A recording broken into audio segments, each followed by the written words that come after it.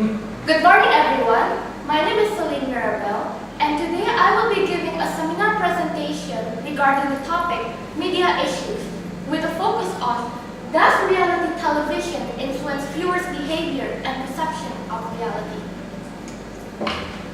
A significant proportion of households, particularly those who live in big cities, frequently watch reality television, causing this genre to dominate TV ratings for years. This chart shows the total share of audience by genres in the Middle East. And as it can be seen in 2012, the total share of audience for talent, reality, and game shows was only 10%. But in 2014, it rose to 33% and became the most viewed genre. For the purpose of this presentation, the term reality television can be defined as any program that is aired on television, which showcases the characters and their natural interactions with other fellow contestants and the obstacles which are presented in front. According to Ferguson, Salmon, and Modi, I quote-unquote, reality television includes several subgenres, including game shows, makeover shows, dating shows, and also real-life shows. For this presentation, I will be abbreviating the term reality television as RTV, and I will use this abbreviation many times. This presentation will argue in favor of the issue, and I have three main supporting arguments. The first one is the influences it has on common values held by society. Second is that it serves as a model for online behavior. And thirdly is the truth behind reality television. My first point will elaborate upon the influences on common values held by the society. One of these is on appearance focus and self-esteem. Holly Pick from the Clay Center for Young Healthy Minds states that most RTV shows focus on beauty and appearance as a main standard for judgment. For example, shows such as Washed and Dr. 90210 showcase their cast undergoing plastic surgeries and feeling much better about themselves afterwards. This could deliver the wrong message that plastic surgery is something good, and to be accepted in society, we need to have perfect bodies. As a result, individual self-esteem could decrease. However, according to Ferguson, Salmon, and Modi, the relationship between reality television consumption and appearance focus is relatively small. Concerns about appearance usually arise when teenagers are going to enter the dating phase. Now, this is a totally normal phenomenon and unrelated to the harmful teachings from RTV. Another influence is the rise in humiliatement. In Eric Duff's article, Wade and Booker mentioned this term. What does humiliatement mean, you may ask? Well, a lot of people, when they watch RTVs, they enjoy watching others get exposed or humiliated on television because it makes themselves feel better about themselves. So according to Reese, a lot of people watch because they desire for a higher status over the cast of the RTVs, or they enjoy seeing others experience the struggles that they went through in their lives. There are some positive effects though. For example, Witkowski said that RTVs may allow a person to develop positive emotions such as compassion and empathy towards the cast, especially if they have a sad, inspiring, or difficult background story. However, it still must be remembered though that RTV may promote negative behavior and lifestyle. Peake gave the example of the rich kids of Beverly Hills. So these people, a lot of them go on luxurious car trips, wear designer clothes, and party, drink alcohol, and this is part of their daily agenda. Again, this could deliver the wrong message that such behavior is acceptable because their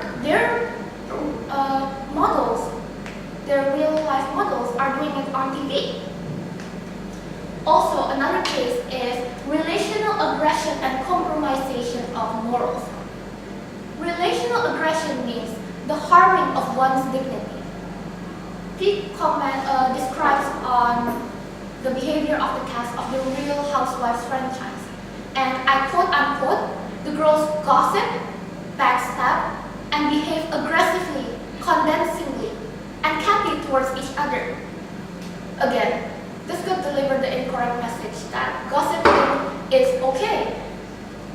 All of these behavior, all of these shows show incorrect values that can easily be followed by the society. My second point will attempt to explain the relationship between reality television consumption and online behavior. So, according to Stefan and Lakoff in their study, they attempted to explore the undirected nature of self-disclosure by contestants on reality TV shows. What is undirected? Well, when contestants share their views or stories to fellow contestants or to the camera, this is shared to the general public. Anybody can watch it. It's not only targeted to specific people that they know. These two authors further agree with Rosen's view that a lot of frequent RTV viewers tend to believe that the success that comes with public exposure is considered to be acceptable in society. A lot of these kinds of individuals tend to link huge commercial success and public exposure. This is why a lot of these individuals tend to use the technologies which are available around them, which are social media and web platforms, to replicate this kind of self-disclosure.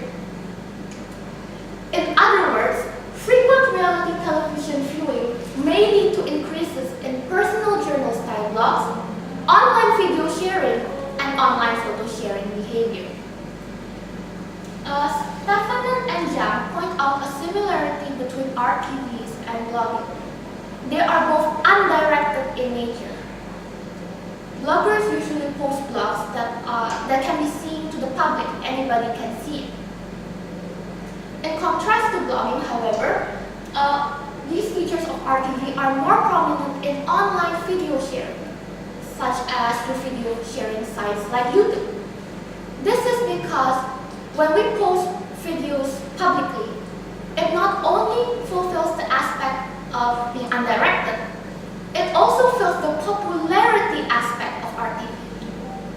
The publishers can view the amount of likes and dislikes, and also the amount of views and subscribers, which of course represent popularity. The third behavior is online photo sharing, for example, through Facebook. Again, such behavior is heightened when the individual frequently watches RTV. And photo sharing fulfills both the undirected and popularity aspects, particularly when that person shares the photos to strangers. Stefanen and Lakoff also found out that such behavior is more likely when watching with friends compared to watching RTV alone. This is because our friends may express their positive views about RTV, and due to peer pressure, we may get influenced to think the same way. There are some limitations of this study though. For example, not a lot of the participants own personal journal-style blogs or do video uploading. My third and final point will attempt to discuss about the truth behind reality television. So most RTV shows deceptively claim themselves to be real, although they are not. Firstly, months of footage can be compressed into only an hour per week. For example, shows such as Survivor and The Apprentice are taped for months, but then it seems like everything is happening in a matter of 15 hours worth of episodes. Paul argues that limited time is given to frame an opinion about a character. This suggests that the personality of a person that we see on TV is completely different from their actual personality. Not only can perception of an individual be altered, the perception of the real world can also be altered.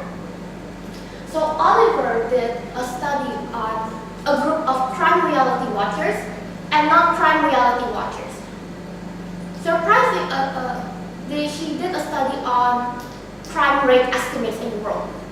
Surprisingly, the group of crime reality watchers suspected that the crime rates are much higher than they're actually reported in the world, especially for black crimes. She also had a previous study, so she watched a show called Cops, and she found out that the majority of criminals were portrayed by African Americans and Latinos, while the majority of policemen were portrayed by white people. These kind of stereotypical images can really influence one's perception of reality. Secondly, producers often create conflict or drama between the cast. According to Gentile, the cast may purposely spread rumors amongst each other. This is only done to increase ratings. Let's take the example of Omarosa from The Apprentice show. So this person had a villainous portrayal, and she constantly bickered with the others. Now, according to Booker, her portrayal was only done by the producers to gain fame. The proof is that she kept on appearing on gossip magazines even a year after her season is over, and she even got a chance to become Trump's former campaign advisor. This goes to show how popularity can arise from drama, and the audience thinks it's all real. In conclusion, this presentation has argued that reality television does play a major role in shaping viewers' behavior and perception of reality due to a number of reasons. Firstly, its direct effects on the common values held by society, both positive and negative. Secondly, its advanced function as a framework for online behavior, such as blogging. And thirdly, its manipulative and scripted nature that tries to convince the audience that everything is real, although it's definitely not. Therefore, to answer the question of whether or not reality television plays a major role, it can be concluded that such a phenomenon exists, and that is based on evidence in this presentation. So this is the reference list. And now we will be moving to the discussion questions. First of all, would you consider yourself as the type of person who would be interested in participating in a reality television show in the future? What factors make you want or refuse to join such shows?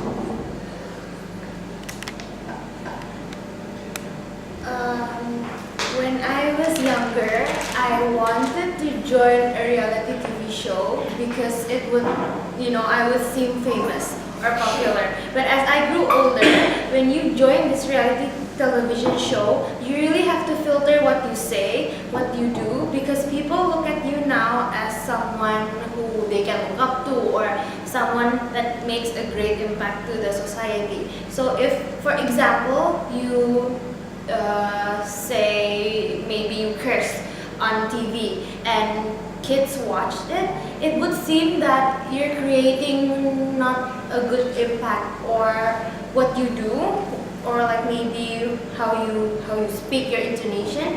It could really make an impact, as I said before, to the society. So actually being on reality TV, the television show, it has its advantages and also disadvantages that an individual has to consider. I honestly am quite interested to join a reality television show because it looks really fun on TV, and honestly I kind of wanna try being famous. It's like something new. Okay, thank you, Janice and Liga. So there's someone who agrees and someone who disagrees. I personally would not want to join because sometimes the producers, they can alter your background story. They twist your words sometimes to make it look good for the ratings and to boost their popularity when it's not actually our real personality, it's not our real background story. Okay, next question. What is an example of a reality television show that you watch or know about? Which parts or segments of the show do you think is fake or scripted? An example of a reality TV show that I watch is MasterChef. What I think is scripted is when the contestants are interviewed during and after a challenge. They always seem to have some drama going on between each other and the other contestant, or perhaps they judge themselves. And I think that's scripted because they seem elaborated. And like I said, the producers may have done that to attract ratings, and they will also attract more viewers and more people to want to watch the movie in the future. Okay.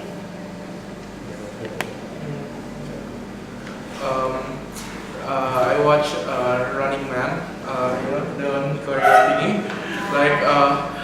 I think like the part that got like fake or scripted is the part where like if for example they had to choose things and stuff to make it seem more interesting. I think like they're going to ask someone who's very unlucky to choose it because like it's kind of their behavior. So like the audience could actually think like, oh, you know what, this guy's gonna do it. But then like in reality, I think it's already scripted. So like to make it funner, I guess, and more interesting. I personally watch Asia's Next Top Model, and and I think the parts where the girls badmouth other girls, I think it's scripted because I don't think anyone would want to look bad on TV. I don't think people want to get haters, and I heard like it's scripted to make it more fun to watch. Okay, so I also watch a show. It's called My Kitchen Rules. So the contestants, they go to each other's house to cook. The person in the house cooks, and then the other stays there cooking. And sometimes there will be this one team that would criticize all the food. They say that it's terrible, it's not edible, while the other team say it's delicious.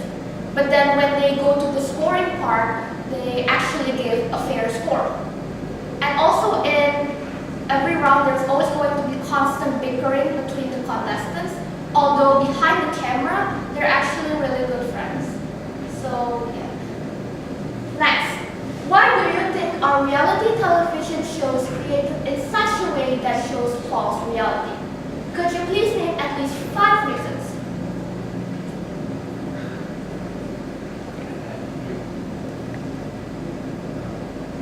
Can you repeat the question? Okay.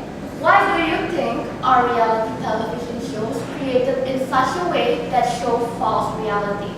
Could you please name at least 5 reasons? I think that reality television shows create false reality for the money, like the production house want to gain more money and more exposure. And because if there are more drama to the show, more people will want to watch it, and it will gain in viewers and ratings as well as in the money. Okay, anybody else?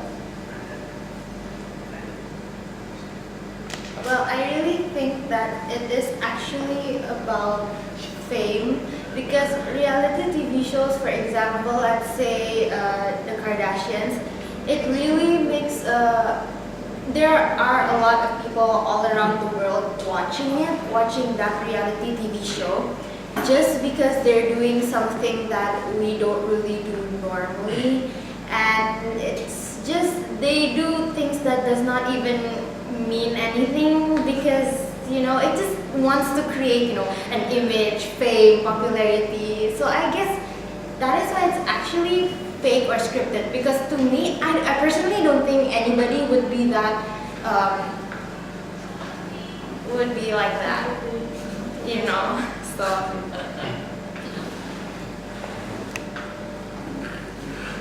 I feel like they create that in such a way that people who actually do not get the feeling. For example, like you said, Rich Kids of Beverly Hills. I think like they do it in a way so that people who could not feel how they feel, like they know how it feels, I guess, to be rich. I don't know. So like to give them an expectation, I guess, of what you can be in the future if you're doing something good, I guess.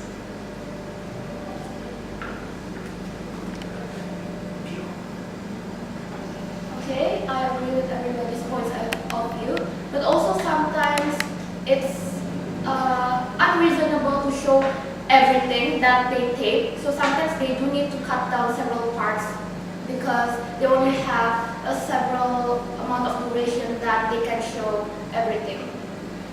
Fourth, would you consider yourself as an individual whose behavior and reality perception is directly or indirectly affected by such shows? If yes, why? If no, do you know anyone else experiencing this?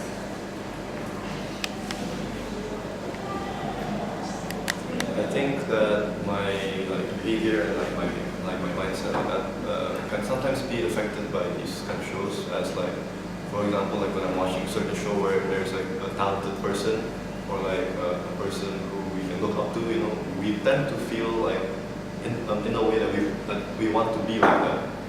So when we watch the shows indirectly, I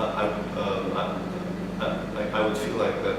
I think I want to for example, if the TV show is on a guy who can play who's talented in the piano, I would feel like that I would want to play the piano as well. I would want to try it out and maybe even venture into other types of musical instruments.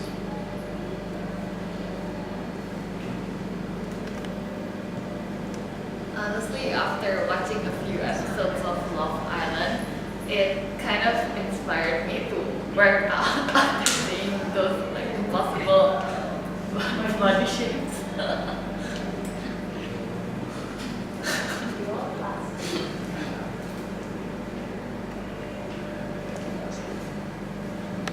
Yeah, sometimes when I see modeling shows like what Leah said, you see the girls are really pretty and it seems like modeling is something fun, but then the reality is that there's a rigorous process behind it. There's sleepless nights, their faces can be destroyed from the makeup, constant makeup. So yeah, sometimes we unconsciously get affected by reality perception, thinking that things are real just because it's called reality TV.